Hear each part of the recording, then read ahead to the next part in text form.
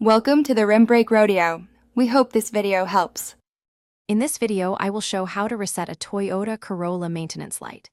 Turn the ignition to on without starting, press and hold the trip meter reset button, cycle the ignition OFF then on while holding the button, release when the maintenance light blinks and the display resets, then confirm the light is off by starting the engine and checking the dash indications.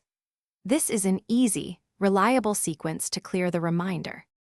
Begin by preparing the car for the reset procedure in a calm, safe manner.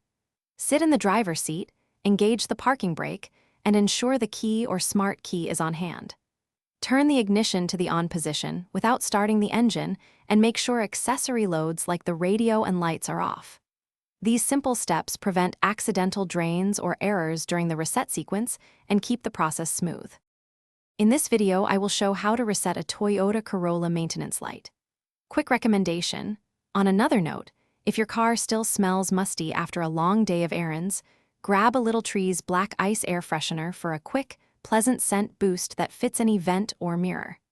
If you're finding this video helpful, please subscribe and like. Check the description for the link and other deals. Now let's get back to the video. Follow the 3-step reset procedure carefully to clear the maintenance reminder. Press and hold the trip meter reset button on the instrument cluster, then turn the ignition OFF and immediately back to the on position while still holding the button.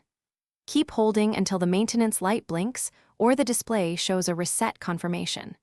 Release the button and start the engine to verify the light is gone and the system has registered the reset. Thanks for watching.